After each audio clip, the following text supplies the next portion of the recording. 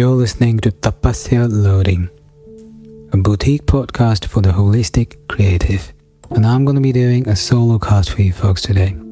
This episode is brought to you by the Holistic Musician Academy and safeandsound.studio.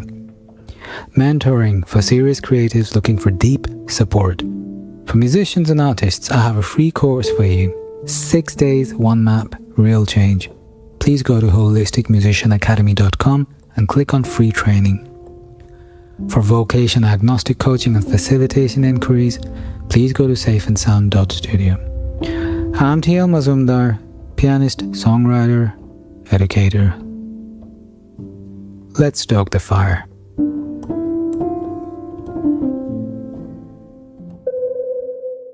Coaching versus therapy, an artist's perspective. Alright folks, tonight's episode is going to be one of my longest solo casts, I would guess. I have been working on this article for over 24 hours now. I think the written version of the solo cast you're about to hear is over 5,000 words. So I'm really curious about how long this takes to record. So heads up, if this is something you're not feeling up to, consider saving it to revisit at some point, because it's going to be an intense episode. It's deep, it's dense, and not your everyday light-hearted solo cast at all. Coaching versus therapy. My original article was published in 2024, and most of the rewriting I did is a substantial revision over the past 48 hours.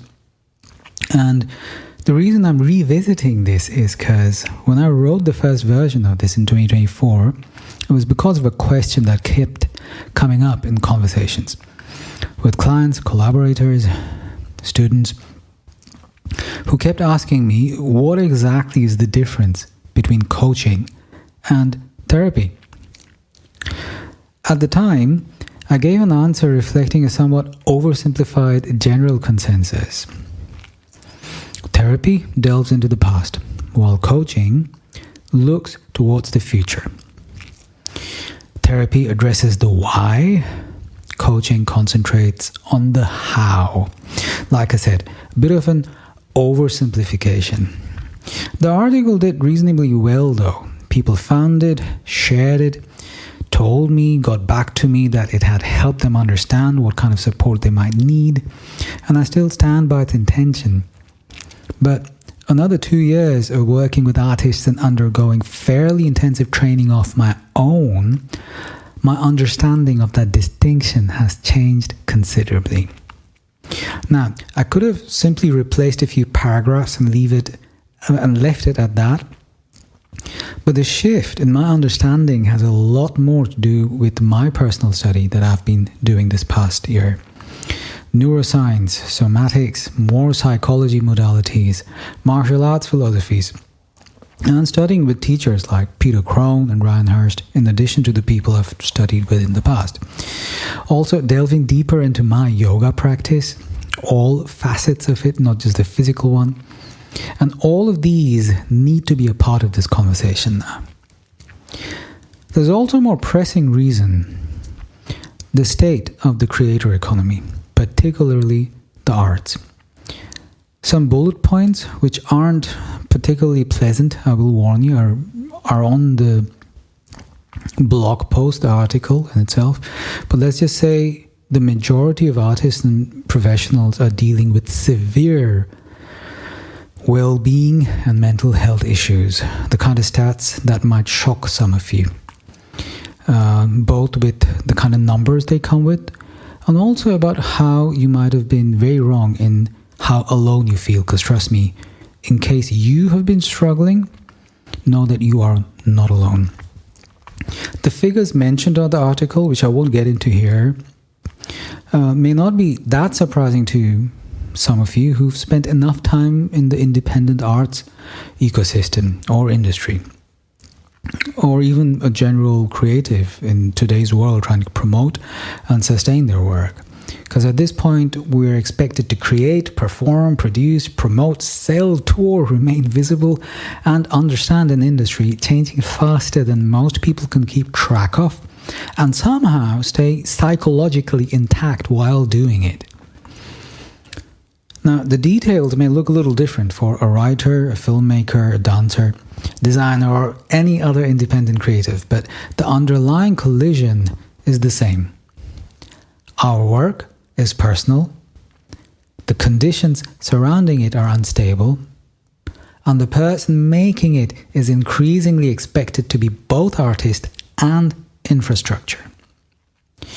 Now, my own expertise comes from music.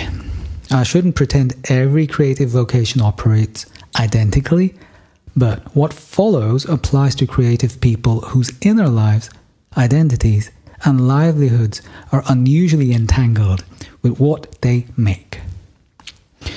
Many of us are looking for support because the conditions surrounding our work have become increasingly difficult to sustain.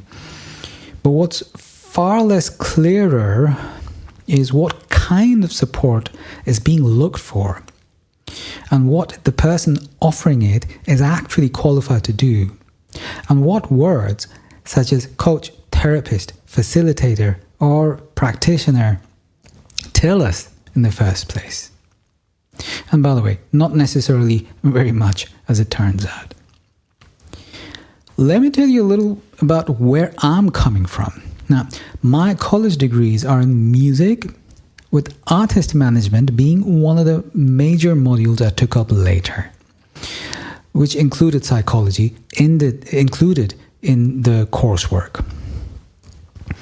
Later on, I completed a certification in psychotherapy, a few different modalities as well, because the psychological component of working with artists and creatives had become impossible for me to treat as an incidental part of the job. Now, that certification in psychotherapy did not make me a licensed mental health specialist, or even a licensed psychotherapist for that matter, depending on where we are. And that's a whole different part of this conversation I'm going to get into. And I took my time to figure out the exact mechanics of how that works, working internationally. And a large part of my subsequent training has involved getting more precise about the exact differences between completing training in a therapeutic modality and being licensed to assess, diagnose, or treat mental health disorders. I think it's important to say this because the language surrounding certification is often misleading, particularly in the coaching and online education world. A person can complete a substantial program, learn valuable skills, and become far better equipped to support others without that program granting them the legal or professional scope associated with a licensed clinician. The two do not cancel each other out, but they're not interchangeable either. My work as a coach grew out of my work as an artist and educator. Anyone who's taught music for long enough knows that the work rarely remains confined to scales, repertoire, harmony or technique, or even music business. You're working with somebody's relationship to being heard, their fear of being judged, their sense of whether they're entitled to take up space, the identities they've built around being talented or untalented, and often the residue left behind by the teachers or families and peers who had enormous influence over them and very little understanding of the responsibility that came with it. Education in the arts has always involved the psyche, and some of its worst traditions came from acting as if it didn't. There's also the influence of yoga in my journey, which I didn't encounter as a wellness product or specialist training per se. I grew up with it, both in my family and during 12 years of schooling in India, including sitting examinations in it as part of physical education, long before I heard many of the same practices described through the language of somatics or nervous system regulation, let alone a fashion statement. This is the position from which I'm writing and commenting on this. A practicing artist, educator, and coach whose work has always sat at the meeting point between inner life and outward practice, and someone who's become considerably more aware of both what he can offer and cannot. Now, let's go to coaching. The first question I'd like you to ask is this: a coach for what? Again, a coach for what? One of the problems with asking whether someone needs coaching or therapy is that coaching has become an almost impossibly broad category. A business strategist may call themselves a coach. So may someone working with executive leadership, or someone working with grief, relationships, marriages, creativity, breathwork, fitness, spirituality, money, identity, nervous system. Hey, even my physiotherapist friends have to coach some of their clients. Now, some of the folks in this very motley crew have decades of direct experience. Others, a weekend certificate. Some have clinical training, and some no formal training whatsoever that can be understood by looking at the word coach beneath their name, or just by doing that. In the original version of my writing, this article, I wrote that a coach should ideally have a background in psychology. I'm not sure that's a particularly useful statement anymore, because it assumes coaching is one defined activity. Whether someone needs psychological training depends on what they're offering to coach. I don't stand by this anymore. I gotta own it.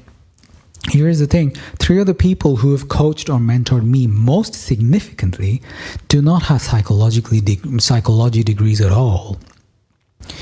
Ryan Hurst has coached me around ethics, life, mindset, business. Ryan's got 4 black belts, decades of teaching experience, a deep knowledge of martial arts developed during almost 30 years in Japan, and a successful business he built himself. I didn't choose to work with him because of a mental health condition.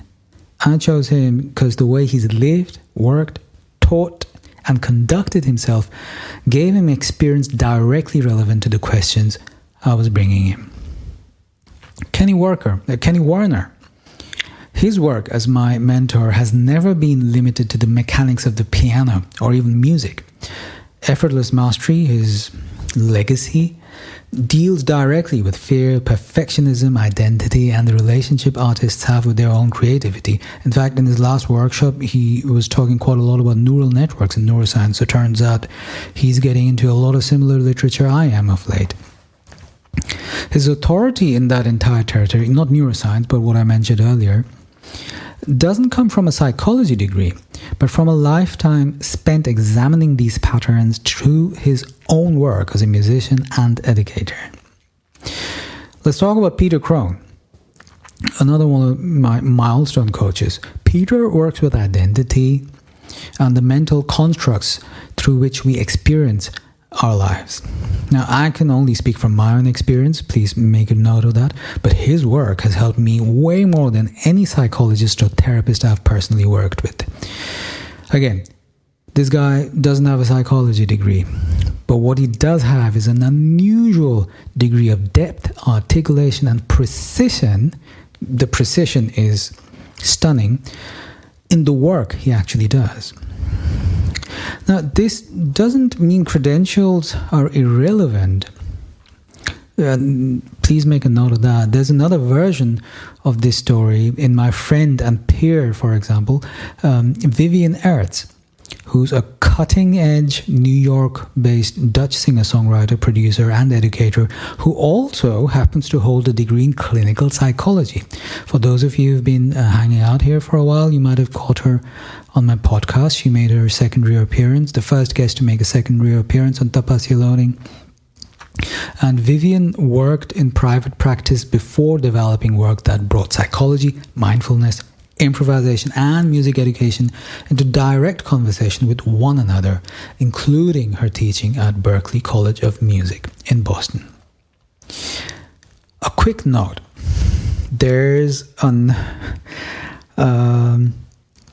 a dude in this room who doesn't get talked about enough and keeps getting confused or conflated with this entire equation, the consultant.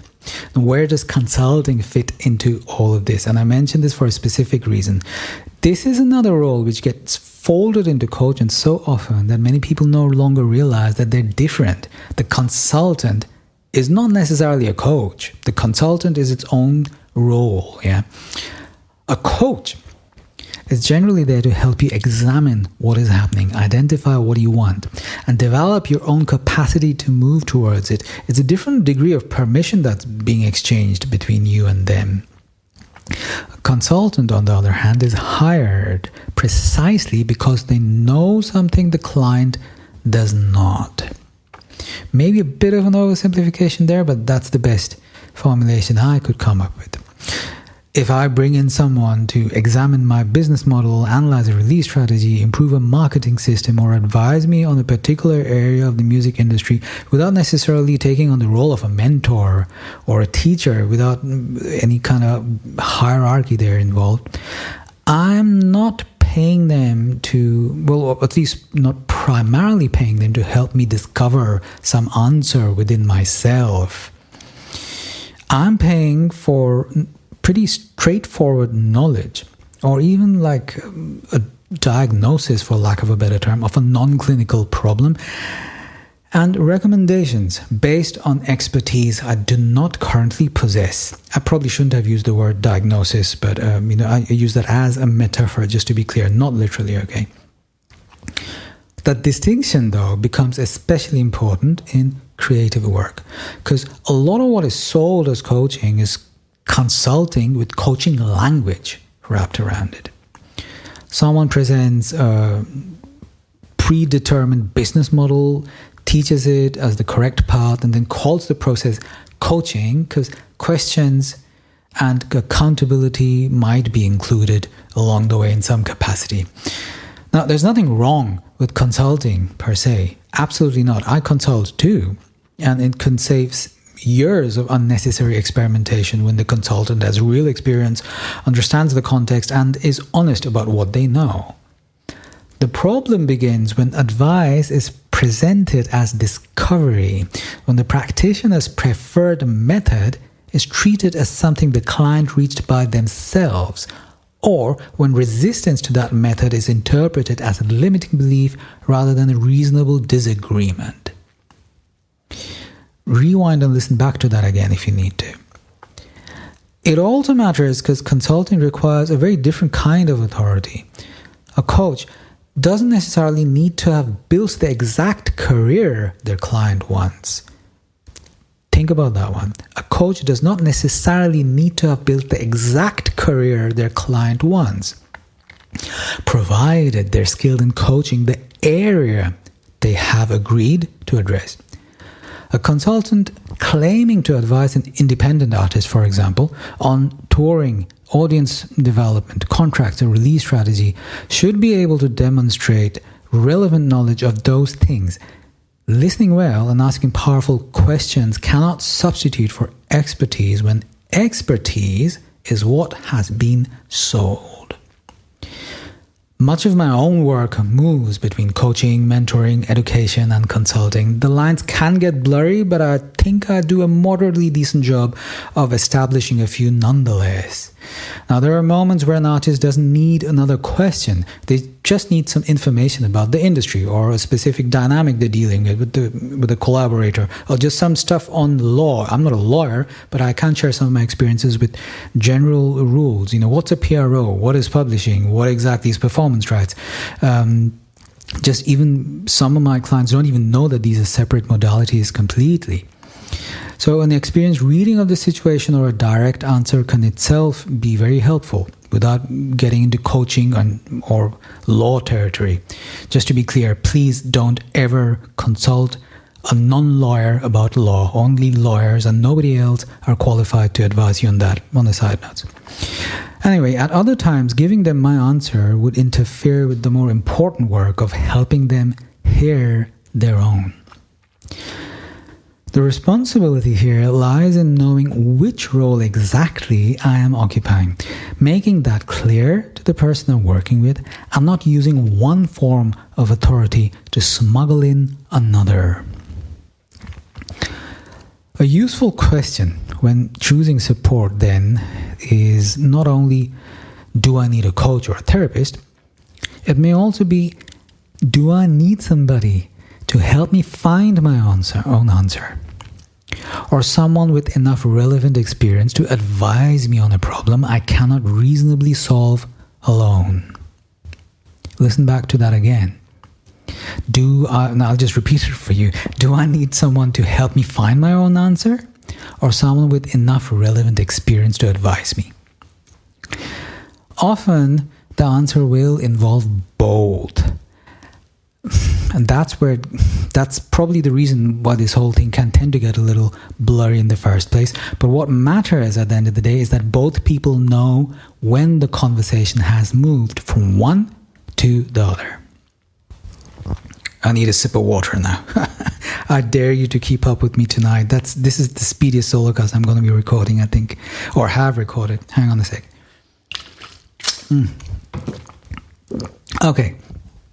Let's talk about geographical factors. This is another big one because there is no universal line here. One of the clearest discussions I've encountered on this took place during my training in a class led by Kai Cheng Thom and Dr. Scott Lyons, two very respected people in the field. Now, Kai began with something that is easily lost when conversations about scope take place online. Or offline for that matter. I happen to have taken this class online. And the answer is that it depends partly on where you are. Now, mental health practice, licensing, and protected professional titles are regulated differently across countries. And in some cases across states or provinces within the same country. In some parts of the world, particular titles are legally protected, while elsewhere, almost anyone can call themselves a quote-unquote therapist. The same training may allow one person to work under a particular title in one jurisdiction, while offering no equivalent status somewhere else. The internet complicates this further, because a practitioner might be based in one country and their client in another, and the training organization that certified them in a third. I deal with this all the time. Each may be operating with a different understanding of what the title means, what standards apply, and what recourse exists if something goes wrong. This is why no responsible article can give you a universal legal definition of what therapy and/or coaching is. You need to check the rules governing the place in which the practitioner works, where relevant, the place in which you are receiving the service. As a broad guideline, however, Kai also, during this class, identified 3 areas commonly restricted to regulated mental health professions. Now, this is important. These 3 areas are 1, the assessment of a mental health disorder, 2, the communication of a diagnosis, and 3, the treatment of a diagnosed condition. So, unless one is a licensed mental health professional, they have no right to assess a mental health disorder, diagnose you, or recommend any kind of treatment of a diagnosed condition. That is beyond any debate. Hopefully that'll help you. Assessment in this context, by the way, doesn't simply mean noticing that someone appears anxious or asking how an experience is affecting them.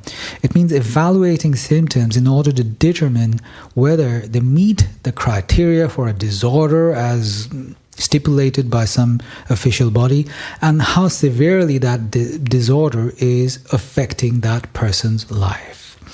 Diagnosis, on the other hand, means telling someone that they have something like, PTSD, for example, or clinical depression, an anxiety disorder, personality disorder, or some other mental health condition, again, stipulated by an official body.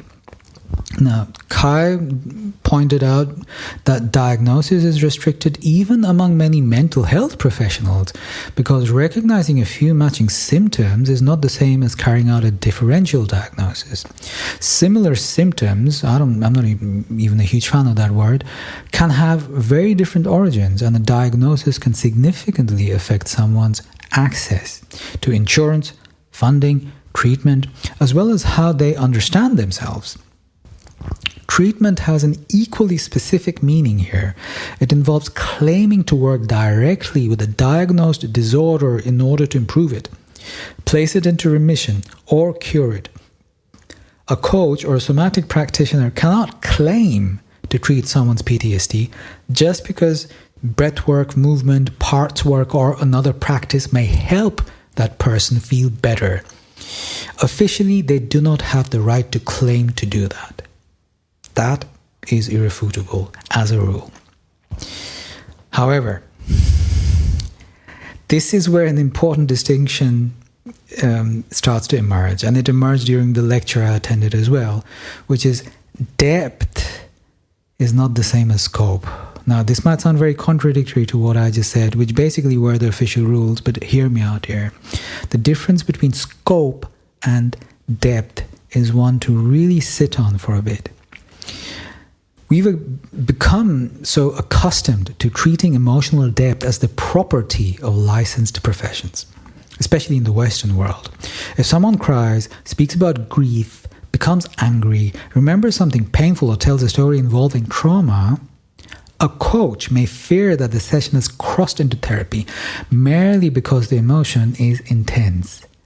That is actually not what determines scope.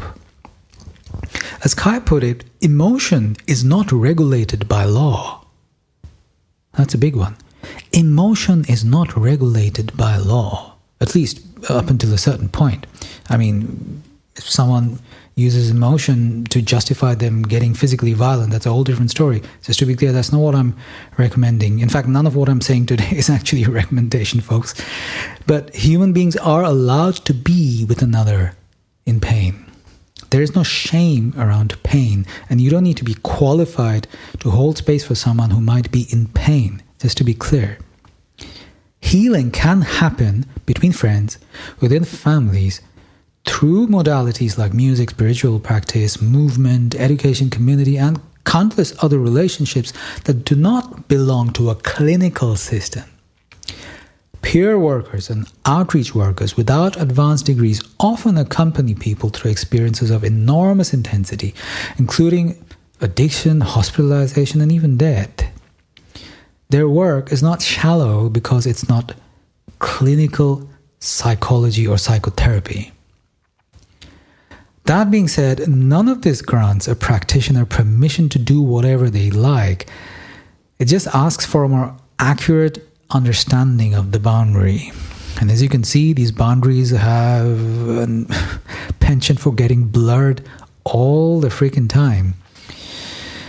So what that brings us to is another point about coaches who, for example, might be using parts work and notice that one part of someone wants to do a certain thing. I don't know, like an artist wants to release an album, one part of them does, while another is terrified of what will happen once it's heard. Now, as an artist coach, I think my training in some of the IFS modalities I've learned might be helpful in helping them be more guided in a situation like that. But that framework can actually help someone understand the conflict, relate differently to it, and make a decision. But what I cannot do as a coach without the appropriate professional scope is use the same framework to diagnose them for some condition like trauma or PTSD, or worse, claim to be treating it. But the method alone, and this is important to understand, the method alone does not tell us whether the work is coaching or therapy. I have a diploma in psychotherapy. I'm studying IFS-informed somatic approaches and polyvagal theory, but none of these tell us tell me, whether my work is coaching or therapy, the purpose for which all of these are being used, the agreement between practitioner and client, the practitioner's competence, and the claims being made about the work, all of those matter as well. As does, needless to say, as aforementioned, the laws in the country you happen to be in. Scope, we still have a little bit to go. How are you folks doing? Consider taking a break, because trust me, this is worth your time. I know this is intense, but yeah. Speaking of boundaries, scope is not the only boundary that matters. My first experience of anything I understood as therapy was with a practitioner whose qualifications sat largely within territory that much of the Western world would dismiss as woo-woo. She was my first therapist, a very special relationship. I worked with her for almost 7 years, and the first 4 were life-changing. She so had my back. That is part of what makes the way it ended so important to speak about. This was not someone whose work had never helped me, nor an experience I can dismiss as fraudulent from beginning to end. And there's a reason I say that.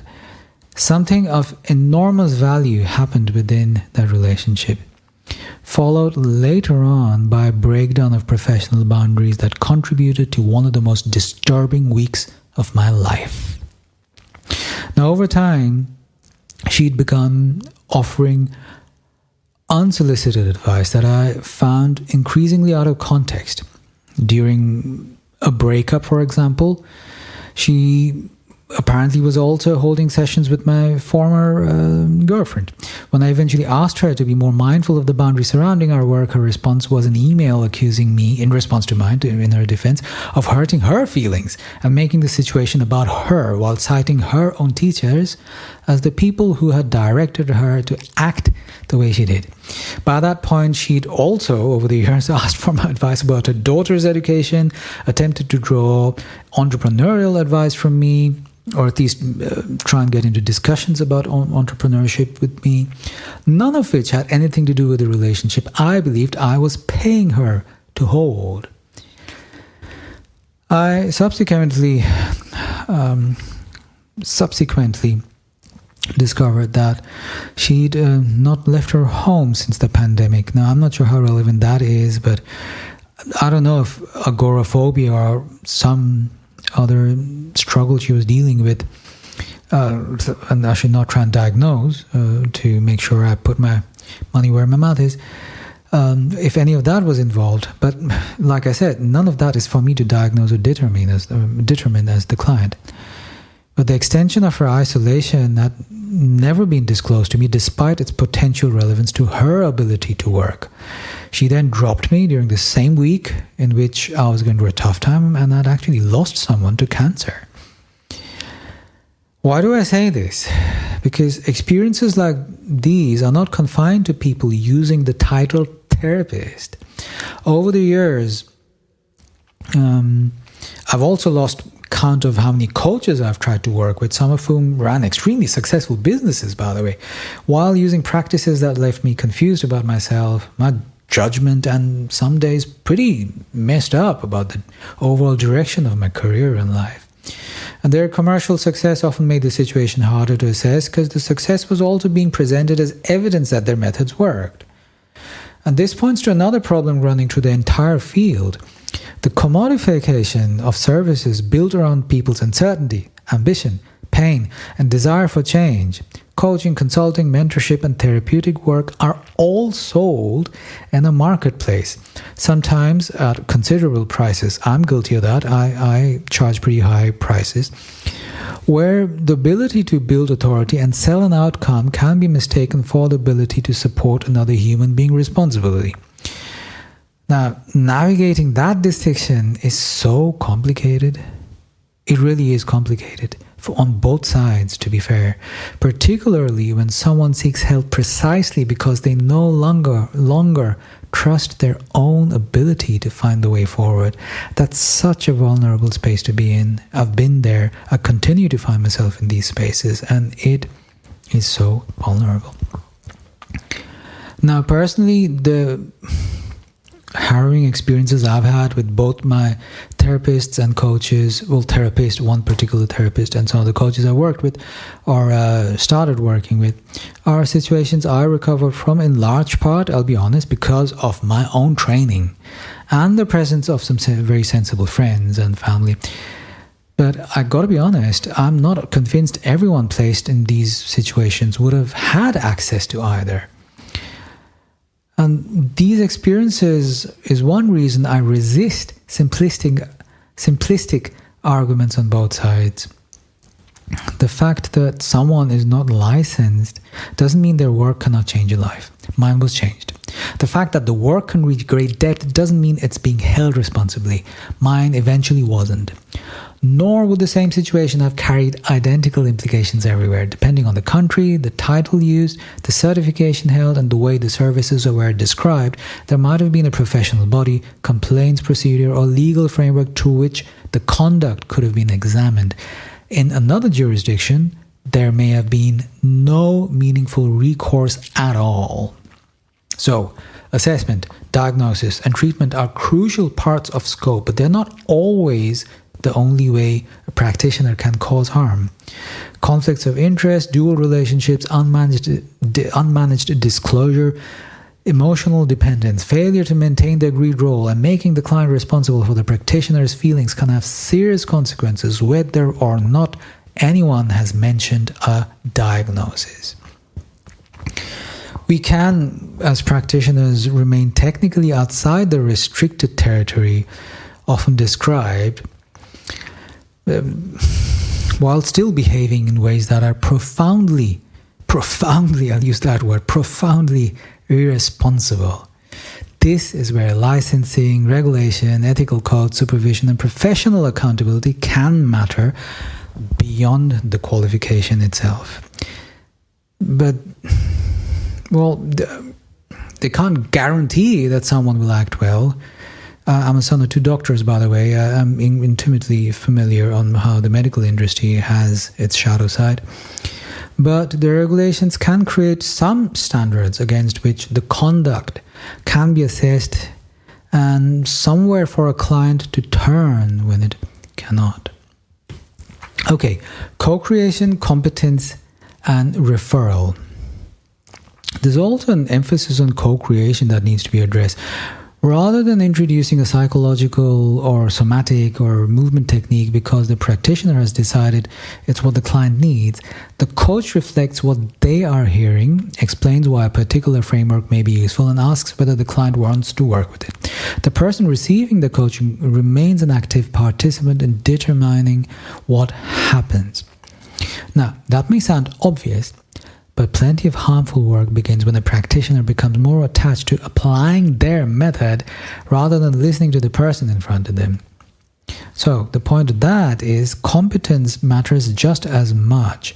Being permitted to use a framework just because they're certified through some course doesn't make someone skilled in it. And completing that training in one approach doesn't equip them for every response that might emerge either.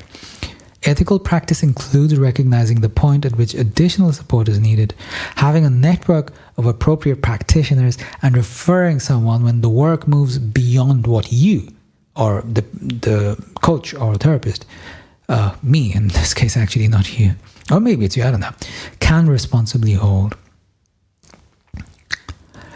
There are a few more additional pointers to this regarding some events on the article, by the way. You might want to have a look at that, but I think that it might be a little redundant trying to speak about it here. It doesn't make for particularly good conversation or monologue anyway. And I've been speaking for a while. Well, how long has it been? It's been, 38 minutes. Okay, it's not that bad. Here's a point. Next section to this solocast. Therapy is not automatically deep, and coaching is not automatically shallow. Hang on a sec, more water please.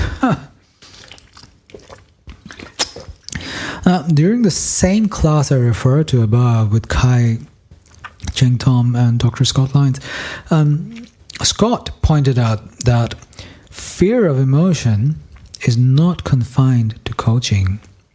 Some forms of therapeutic training are far more comfortable changing thoughts and behaviors than remaining with what someone is actually feeling. This matters because much of the popular conversation results on an assumed hierarchy in which therapy deals with the serious material, while coaching deals with productivity and goals and habits. In practice, though, there are coaches with an extraordinary capacity to stay present with complexity, and a bunch of licensed therapists who are not the right fit for a particular person or problem. I can confirm this, by the way, from the client side. There are also coaches operating far beyond their competence, and therapists doing work that could not responsibly be replaced by coaching too. So the title does not settle the question here. Neither, for that matter, a disposition of a degree. Not at face value anyway. Training, regulation, and supervision matter enormously, especially when clinical conditions and risk are involved. But the quality of a helping relationship is also shaped by experience, self-awareness, judgment, cultural understanding, and the practitioner's relationship with power and their ability to recognize what they do not know. Moving on, and this is a big one, okay? And there's something, again, Dr. Scott Lyons kind of confirmed for me, a suspicion or an elephant in the room I've been struggling with for a while. This might sound a little dramatic, but listen to me very closely and brace yourself. Here's the thing, folks. Western psychotherapy did not invent healing. Now, this feels especially relevant to my background because the first parts work tradition, by the way, which many of the more well-established psychology modalities like IFS, internal family systems, or Gestalt is based on, like, these are like super serious psychology modalities, okay? They're based on what is referred to as parts work. Now, parts work, the tradition, Scott confirms this, the earliest signs of parts work came from Tantric Buddhism and predated Western psychotherapeutic approaches by centuries. Take a minute to sit on that. Now, this does not make contemporary clinical models redundant by default, but nor does it mean that an ancient practice and a modern psychological framework are identical. It does, however, challenge the idea that legitimate work, quote-unquote legitimate work with the human mind, began when Western institutions found names, qualifications, and professional categories for it. There are entire traditions devoted to attention, identity, suffering, embodiment, and the nature of mind, which existed long before modern psychology, which, by the way, by comparison, is a baby.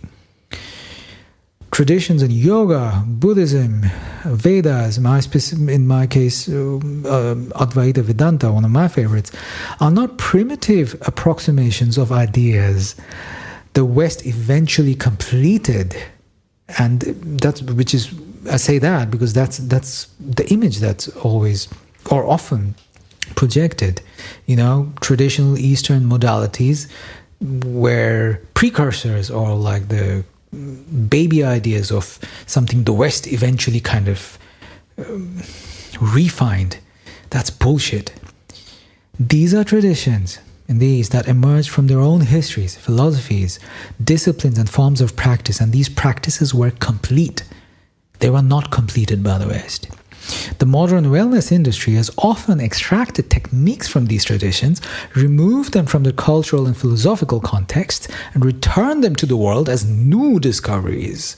As you can see, that pisses me off pretty bad. I personally find it difficult to discuss qualification and legitimacy without acknowledging that history, especially in a world where yoga has more patents in the US than its country of origin. Because the Western clinical frame is too often treated as the sole and ultimate authority on human interior architecture, while older systems from non-Western parts of the world are accepted only after being translated into Western terminology. Just to be clear, this is not an argument against psychotherapy. And to be fair, there's lots of bullshit going on in the East itself too in this day and age, in the name of yoga or spirituality or even religion. That's a whole different can of worms. But the point I'm trying to make here is clinical knowledge, ethical frameworks, research, and capacity to work with mental vulnerabilities are invaluable. And this entire dynamic is an argument against mistaking one system of knowledge for the entire landscape. Healing has never belonged to one singular profession, let alone institution or civilization. Assessment, diagnosis, and clinical treatment may require a particular professional scope, but human beings helping one another meet grief, fear, conflict, identity, and change didn't begin there. I think that sentence came out wrong. Pardon my grammar there, but you know what I'm getting at. Human beings helping each other didn't begin with a clinical approval of that process. There, I think that came out better. Okay, so at the end of this all, which one do you need? Assuming you're looking, any one of you listening are interested in looking for some form of support in your professional life or your personal life. If that is a question you find yourself asking at any point of your life, the first point you want to address is not whether coaching or therapy is better, but what you actually need help with. And maybe how severely it might be affecting your life and what the person offering support is claiming to do. Now, if you're experiencing symptoms that may indicate a mental health condition, which by the way in itself is difficult to judge because, technically speaking, we are not equipped to self-diagnose. So that in itself is a whole different dilemma. But either way, if your ability to function is something you feel is being significantly affected, if you feel like you might be at risk of any kind of harm, or if you feel like you need assessment, some form of diagnosis or clinical treatment that makes you feel more reassured about whatever it is you're going through, seek a licensed mental health professional or an appropriate crisis service. It's as simple as that. And ideally, find someone who also understands, although this is probably a little tall order, but ideally, if you do have access to someone who also understands the realities of your particular vocation, maybe give that preference too, if that's a possibility, because technical qualification doesn't automatically equate personal or cultural understanding. And when I say cultural, I'm not just referring to socio-cultural, but also your personal culture, the individual culture you might be carrying.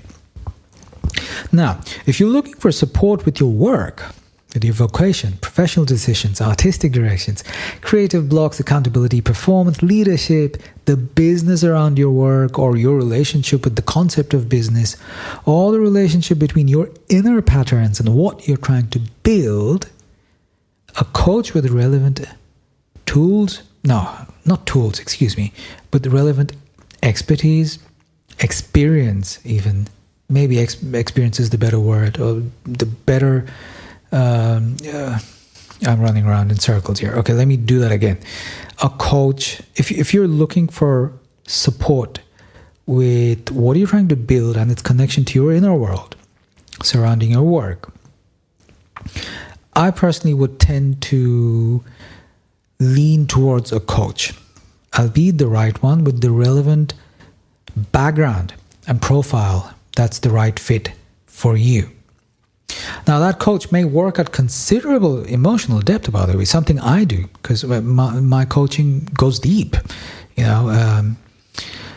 I don't do surface level hacks, for example, and I'm certainly not a consultant unless asked specifically for consultation. The relevant questions here are whether the depth serves the purpose, though, that you agreed upon. It has to be with your consent.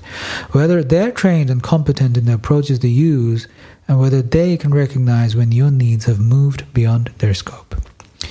You may also benefit from both. Working with a therapist and a coach at the same time is not a contradiction, provided each person understands their role and the work is not pulling you in incompatible directions. When choosing either, look beyond the language on a website. Ask about training, experience, scope, and supervision. Ask what happens if something emerges they're not equipped to work with. Ask which professional legal standards apply, where they practice, and whether any independent complaints process exists. And if you're working across borders, ask which jurisdiction governs the relationship. Me personally, I make it very clear that I am qualified to be a pedagogue. So when I coach, it is an extension of my education, my certifications as an educator, which came through my university education and my degrees.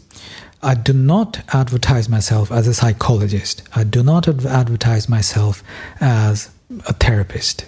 I am a coach. It is what I'm certified officially by a EU body and the UK to coach. So, and everything that I offer during my coaching sessions, for example, has to have that at its epicenter. Also, notice whether the person you might be interested in signing up with for your coach, as your coach, listen to you before telling you what they think is happening. Their listening skills are the biggest tell.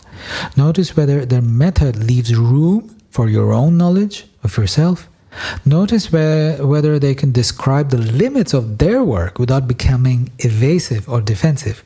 Pay attention to whether the relationship remains centered on the work you agreed to do mutually, or begins drifting towards their emotional, personal, or professional needs, which is a thing, by the way. And if you're a creative, consider whether they understand the field you inhabit.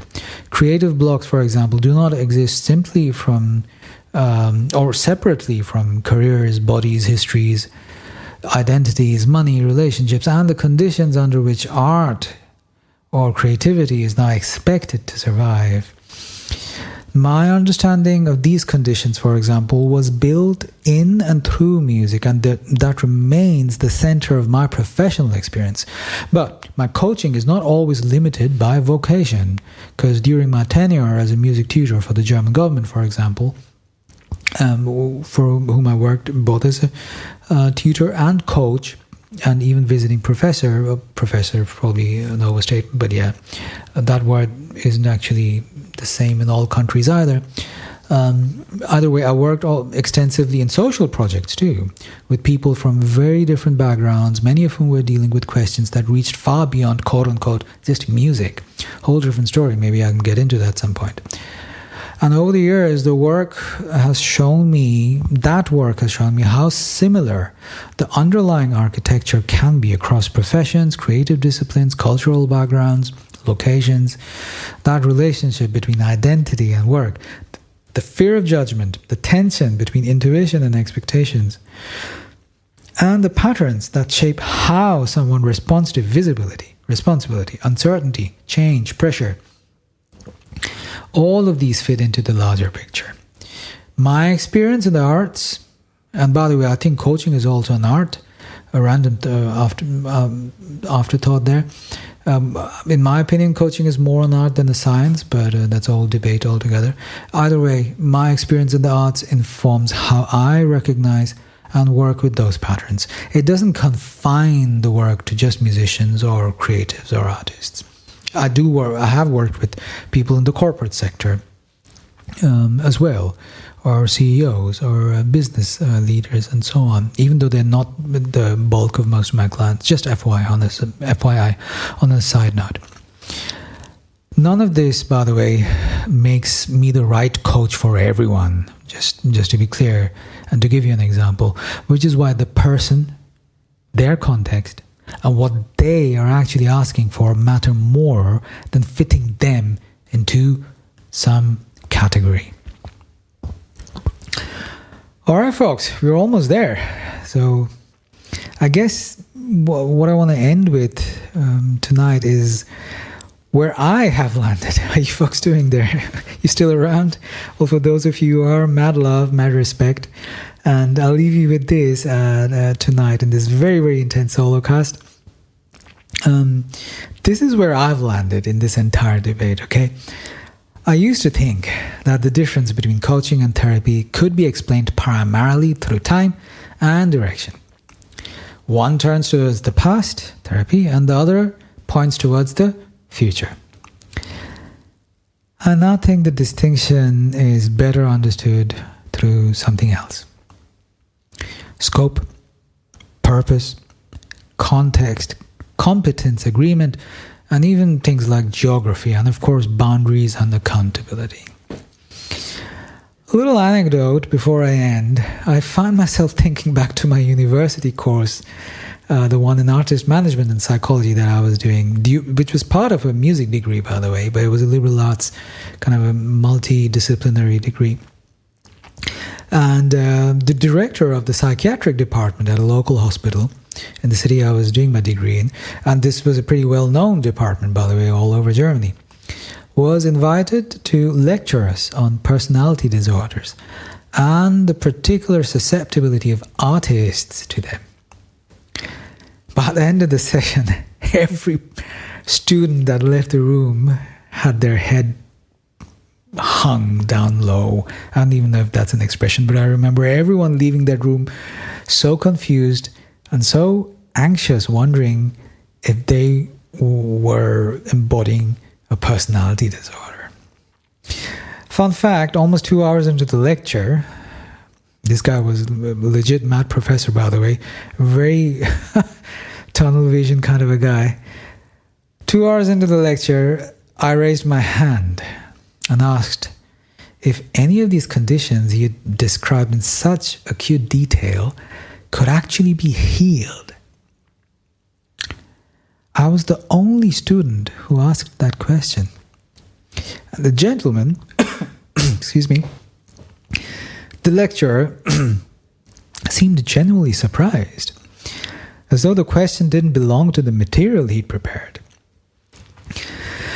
And the answer that followed, to be honest, and he was kind enough to say, "Oh, good question. It's good that he asked that." He was kind enough and open enough to even address or be open about his surprise at how this was being asked. But the answer he provided was, well, hesitant enough, to be honest, to leave me with considerably more questions than I had before I'd attended the lecture. Now, make what you want of that, but the memory has stayed with me. We'd spent almost 2 hours learning how to identify and categorize basically what is essentially pathology without addressing the actual question any living person with it would surely want answered. What possibility is there for healing it? This guy was a doctor, folks. He was a psychiatrist. And no shade, but this is an actual event I've been through myself. So I'm going to leave you with this. Therapists don't own depth, and coaches don't own action. And diagnostic language does not by itself contain the full truth of the person being quote-unquote diagnosed. A license is a license. It grants a specific professional scope.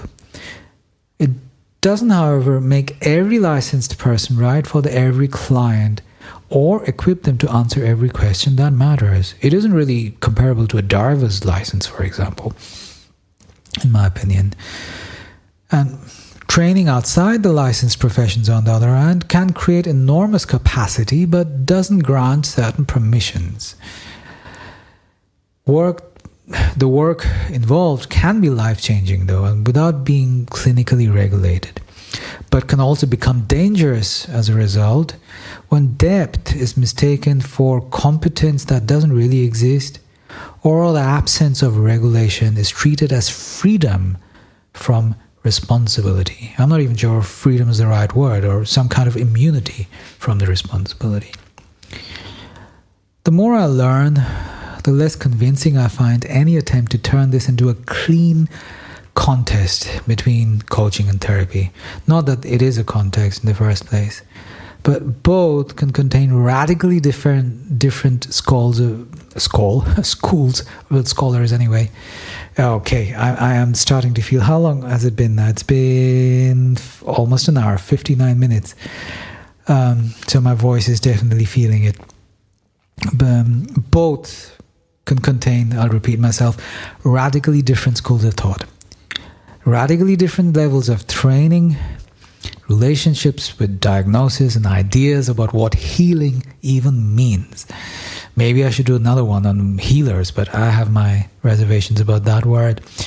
The subject here, though, is so much more complex than most practitioners, institutions, or clients are given the language to understand, which makes the clarity about what we know and what we offer and where our limits actually end or begin all the more important.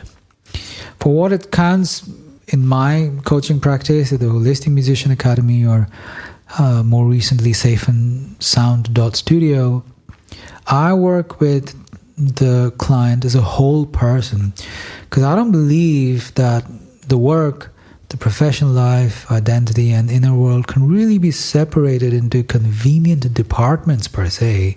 I mean, they can. There are different compartments, but they're not disconnected. And I draw from decades as a practicing educator and artist, with my training in coaching and psychotherapy informed study, and the background in yoga and practice and grew up with, etc., as I've mentioned more often than not. But I need to mention, though, I'm equally responsible for knowing where that combination is useful and where the capacity of that ends, or at least my rights to exercise it ends. I guess most importantly, where someone needs the kind of support I am not qualified or not legally allowed to provide. Now, just to be clear, I want to be very clear on this. That doesn't reduce the work on either side. But what it does is tell us exactly what the work actually is. Well, I'm not even sure exactly is the right word, but it tells us more about the work and what it is. All right, I am officially into what is my longest holocast. That was it for tonight. If you're still around, I want to thank you so much from the bottom of my heart for hearing me out. I really wanted to do my best in doing the research on this article and this post, and article and post are the same thing. Okay, TL is zoning out. This article and this holocast.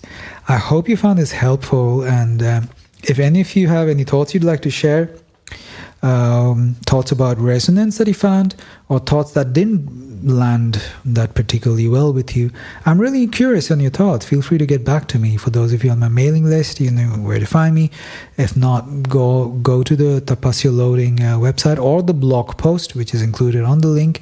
There's a comment section there. I am super curious on what you think about my take on this.